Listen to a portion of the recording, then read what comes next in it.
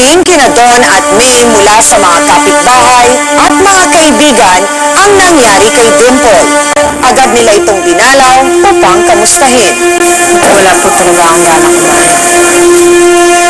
Kailangan mong kumain. Paano ka gagaling kung hindi ka kakain?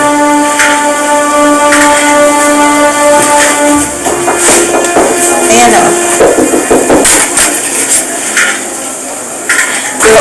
Pasok kayo.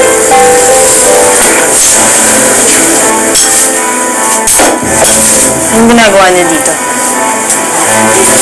Nabalitaan kasi namin yung nangyari sa'yo. Nakakamusta lang sana kami. Sige, maiwan ko na lang muna kayo. Don, pwede ba? Pagsabihan mo itong kaibigan mo, ha? Tigas ng ulo, ayaw kumain. Sige po.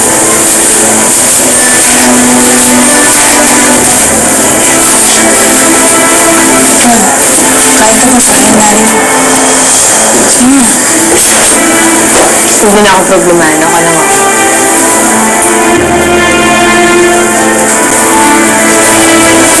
Gusto ko sana mag-sorry sa'yo.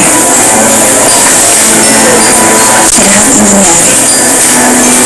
Alam ko naman may kasalanan din ako eh. Naging mabilis yung mga bagay-bagay kaya hindi ko na agad nasabi sa'yo bago naging kami ni Napaliwanag ko naman talaga sa'yo dapat lahat. Kaya lang, bigla kang sumugod sa akin. Don, patawarin mo naman ako. Makakalis na kayo. Sinabi na umalis na kayo eh!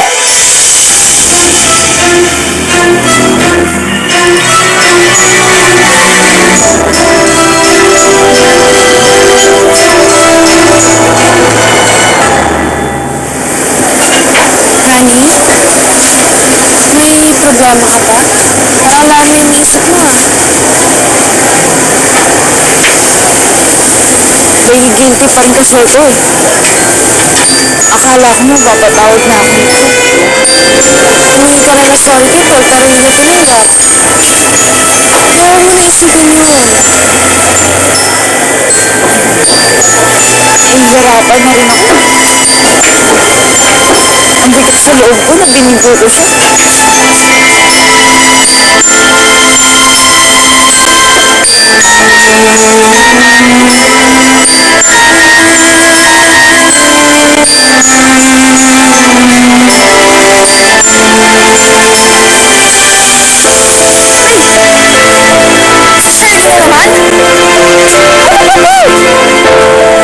Nagkatampuhan sina Don at May nang dahil doon.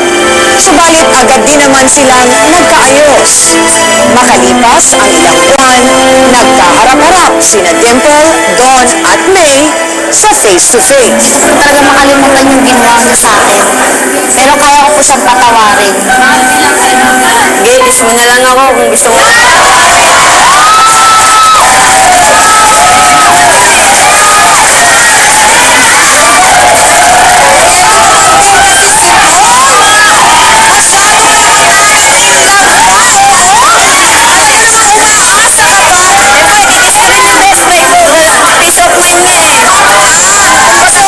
Imbis na iabot ang kamay, talagang ang request mo kiss.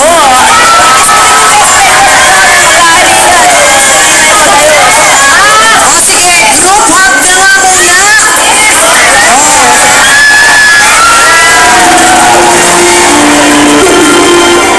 At matapos ang paghaharap ng tatlo sa face-to-face,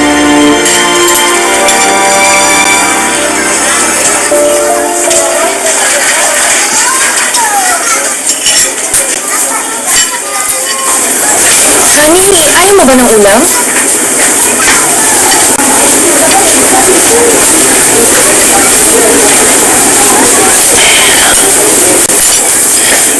May, mabuti pa siguro maghiwalay na tayo. Sure, di ba ang dahilan mo? Hindi. Eh ano? Kung hindi siya sino, may ibang babae ka? Wala. Huwag mo ako niloloko. Alam mo, hindi ako tanga.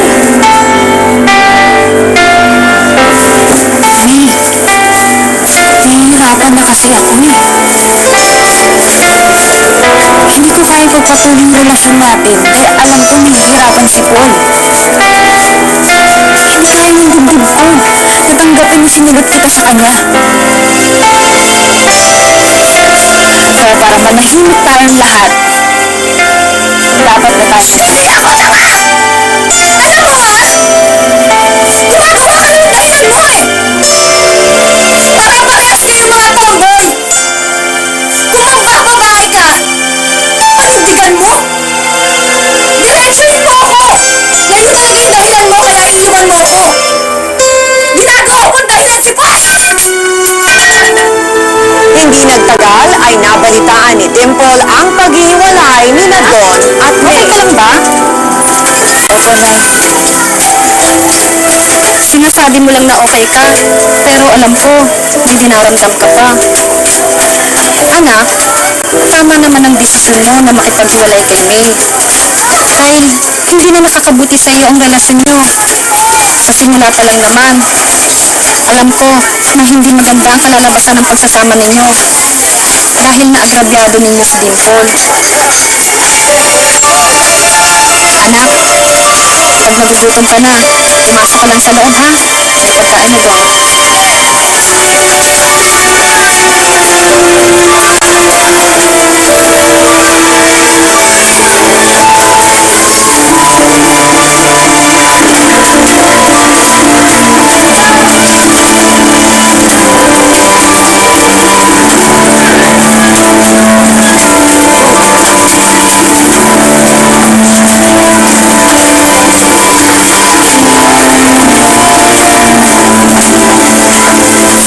Nagpunta lang ako dito para paalam sa'yo.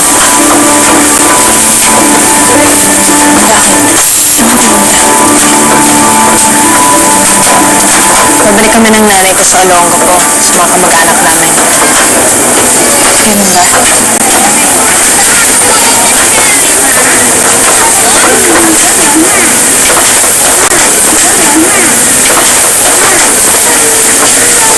Tinatanggap ko na yung sorry mo. Salamat ha.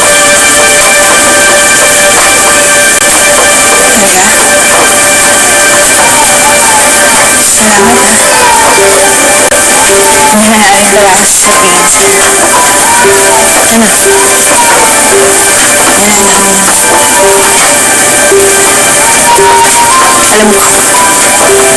Alam mo, sinabi sa akin ni Maynard. Sayang nga. Wala na kami. Aalis ka na.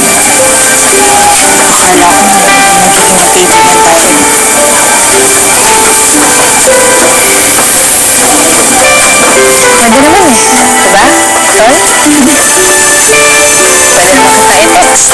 Tawag-tawag tayo, diba? Hindi na. Hindi ako sa'yo.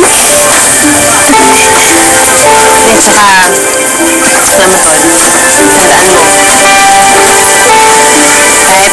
Kahit masakit yung pinagdaanan natin, kaibigan pa rin tayo.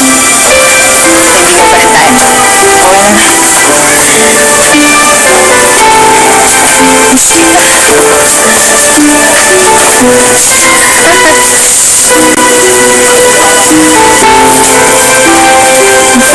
Naging bakla tayo ngayon.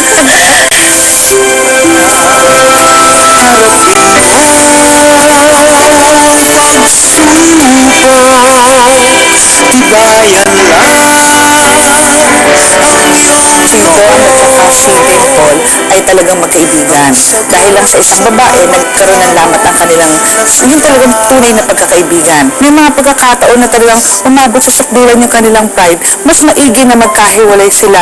Tapos sinasabi nga na as time heals the wound, may mga pagkakataon na eto, pag nakita silang muli, sasariwain nila yung mga moments na yun at tuloy na maaaring bumalik ang pagiging magkaibigan nila. Sa kasalukuyan, may karelasyon ng isang lalaki si May. Si Don naman ay may bago ng girlfriend at si Dimple naninirahan sa Olongapo kasama ang kanyang ina.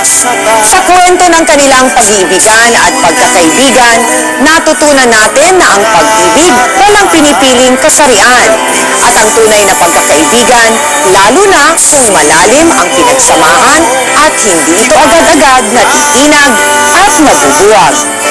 Magandang gabi po. Ako si Ami Perez at sa likod ng bawat problema at konfrontasyon, may mga kwentong hindi nyo pa nalalaman. Ito ang Untold Stories mula sa Face to Face. Magkita-kita po tayong muli sa susunod na Huwebes. Maraming salamat po. At para sa inyo to, mga kapatid.